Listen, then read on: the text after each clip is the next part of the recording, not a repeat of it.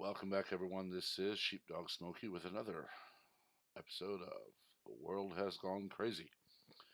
Uh, I mean, the more I watch, the more I read, the more I see, the more I think we are steamrolling towards a just conglomeration of Fahrenheit 451, Brave New World, and 1984. We have people pushing for banning of speech, banning of everything that they found offensive, which is Fahrenheit 451. People pushing for police state, which we'll go into in a minute, which is most noticeably 1984. And we have people pushing for just legalization of every possible drug out there.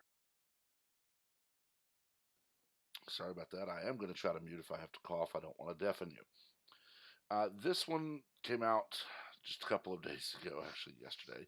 A UK politician wants all knives to include GPS trackers to minimize stabbings. A member of the UK Parliament thinks it's a good idea to have knives fitted with tracking devices so their government can now know where all knives are at all times. Apparently, Scott Mann is a member of the Conservative Party. Every knife sold in the UK should have a GPS tracker fitted in the handle. It's time we had a national database like we do with guns. If you're carrying it around, you better have a bloody good explanation, obvious exemptions for fishing, etc. Now, of course, the author here does say that his soon to be made fun of views on Thursday. It didn't take long. We have Dom, who hits it perfectly 5 years from now. Every gang member carries a fresh fish with them at all time. Drug dealers are known as fishermen. Fishermen known as knife men. 20 million arrests on Christmas Day due to illegal turkey carving. All power tools fitted with Netflix. It's really just the height of stupidity. There's been a stabbing. Quick, get me the GPS tracking knife for every knife, or GPS tracking for every knife in a 3 mile radius. Okay, it says there are 120,000 of them, mostly in kitchens. Bollocks, I thought we had them. Could you ask those young lads with the machete? Nah, they've got a mackerel. They've been fishing. You literally cannot make this up.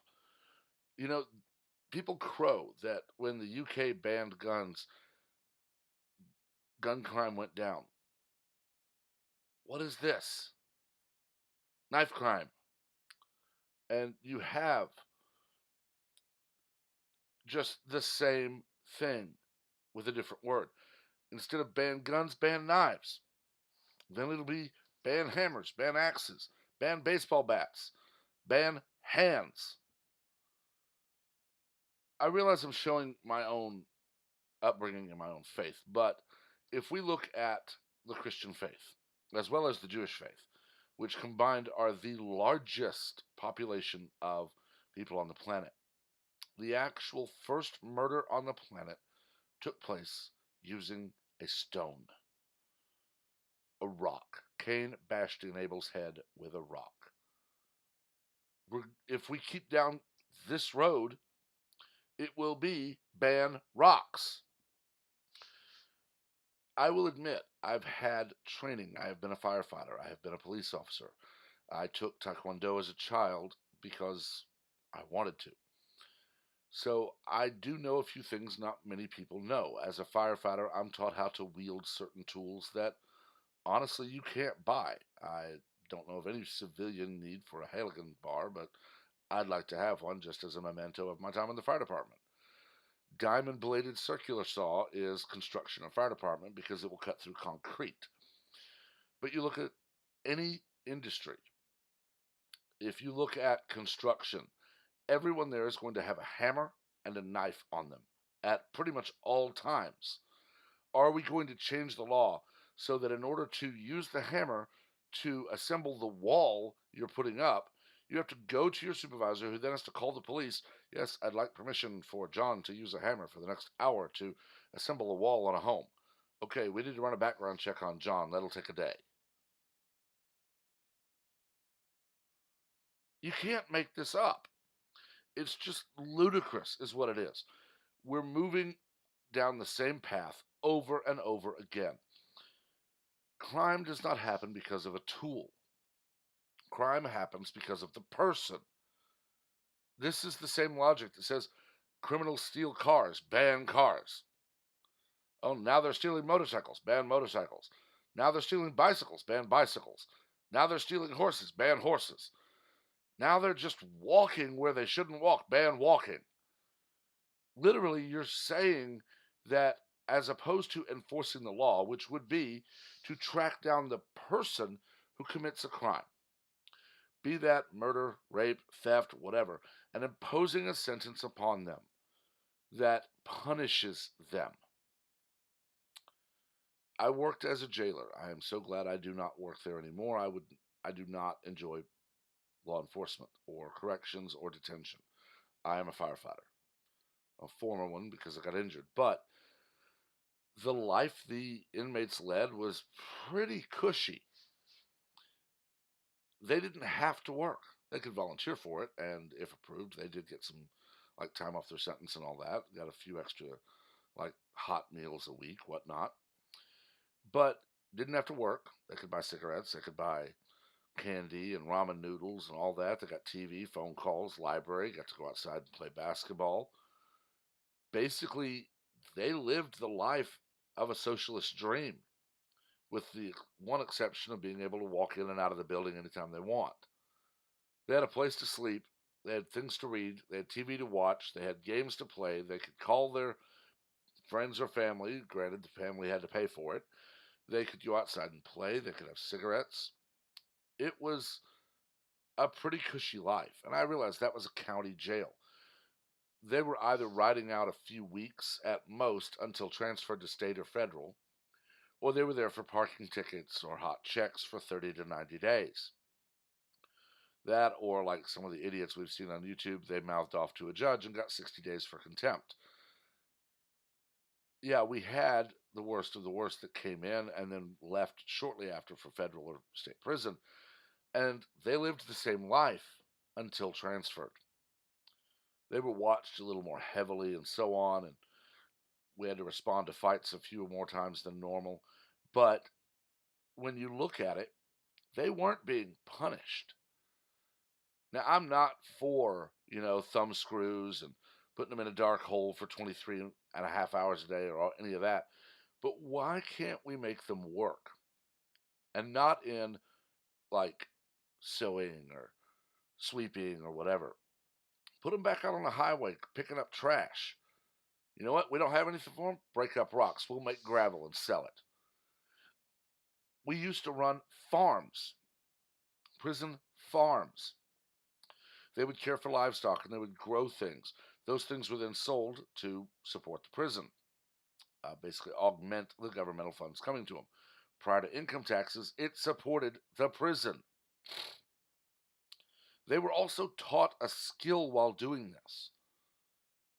I've referenced a few people in my videos before, but look up Pasco County, Florida on YouTube. One, Benicia is phenomenal at making YouTube videos. I follow them and I watch everything they put out. But there's a program in Pasco County, Florida, where the inmates actually produce furniture and other things that are then sold.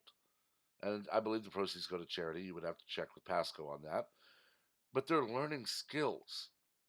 I know that at the time I worked for my local county here in Texas, we trained people on industrial laundry that could then go to, wash clothes at a hotel or run an industrial laundry for, say, a college or somewhere else.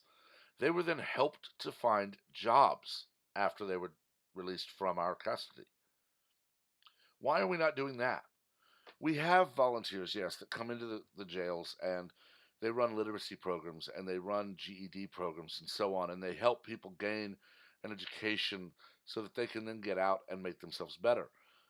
I understand that we can't do that for all people, but the trustees that were in my unit that ran the kitchen, they were learning how to run an industrial sized kitchen, which included the big dishwashers, the big food prep areas, the big plating areas, all of it, putting it into all the racks, everything. These people could go to many different places and find a decent job. Why not run an auto shop where they're taught how to repair engines or how to repair the body on a car? You can sell the car and have it or donate it to charity. We need to stop the pandering that says because criminals do something. In this case, we need to stop this crap. Like Scott Mann says, well, we banned guns and gun crime went down, but oh, they're using knives. We need to put GPS on every knife sold. It does no good for two reasons. One, criminals are going to dump the knife. Look at any TV show or movie. Criminals are either buying their guns or their knives or whatever from the black market so that there is no way to track it, or as soon as they use it, you'll notice they were holding it with a rag, so no fingerprints, and they dump it. You see the really big movies where they pose the gun in the victim's hand and try to make it look like a suicide. But criminals are going to find a way. They're going to say, we're going to buy burner guns. These are not the Mac 10s or whatever. They're not the best guns out there, but they're guns. And they're going to wear gloves, and they're going to dump the guns and go buy another one for $100. They're going to find a way to continue breaking the law. Yet we now have Gavin Newsom out in California saying the death penalty is over. And this was done by executive order. He did an end run around the California State Congress. Yet he's cheered for this because it ends the death penalty, but we can kill newborns or babies up to the point of birth in some states. We need to enforce the laws we have. We need to stop the insanity, the lunacy of because a criminal used this tool, no one may own this tool ever again, because it's the Pikachu meme, and you just literally will see puts GPS in knives to stop crime. Knife crime doesn't stop. It's that literally. We're not going to have any success in this until being a criminal, being a murderer, means death. If you take a life, you forfeit your own. And I realize that's unpopular. And I will have to face God one day and explain my stance on that. I will. And I'll do it. Being a rapist, life in prison. Assaulting someone, hard time. Hot check, couple of months. Parking ticket, maybe 30 days. We need to have set penalties. No more of this judicial BS where some hoity-toity kid like Couch can drive drunk and kill someone and then be out quick enough to flee to Mexico where he's caught because he was stupid and ordered pizza on his credit card.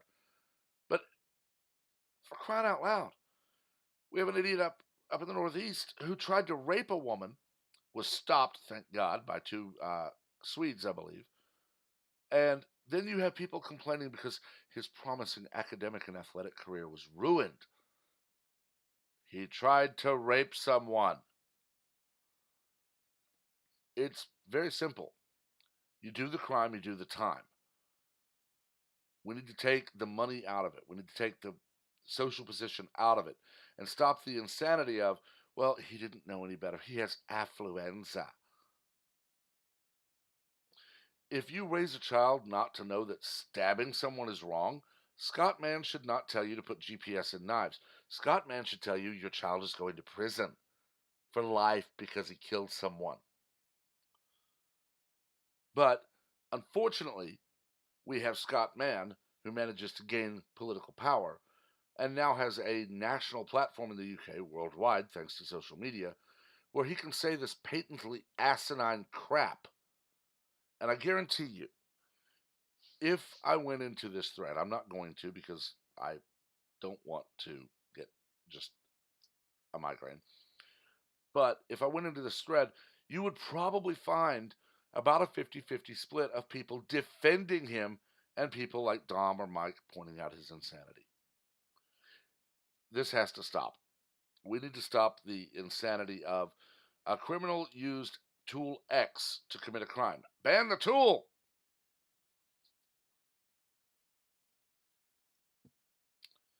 We're not far from a world where we will hear a criminal drove drunk and killed someone, and they will literally tell you, we need to ban cars. It's coming.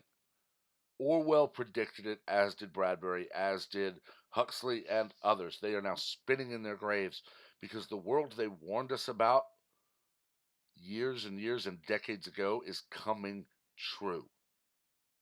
But I've said enough. I've talked long enough. Let me know what you think. I mean, leave a comment. Keep it civil, keep it classy so we can actually have a debate. Definitely leave a like, leave a subscribe so you can always catch up on what I'm doing. I'm trying to put out as much as I can, trying to keep up with the insanity of the news cycle that we have today. You can hear my voice is still just a bit scratchy, so it's not as much as I'd like. Personally, given the ability, I'd probably be making 20, 30, 40 videos a day because of all the crap that comes out on the internet. Anyway, there's going to be a link in the description to an email address. If there's something you'd like to see me cover, I am certified to teach high school social studies, government, economics, philosophy, sociology, psychology, history, all of that. If there's something you'd like to see me cover, definitely send me an email. Contact@sheepdogsmoky.com. That'll be linked in the description. If I do it, I will offer to send you a pocket constitution if you want it. I carry mine with me every day. But as I said, like and subscribe. You can see here, that's where to find me on Twitter, and I will see you in the next one.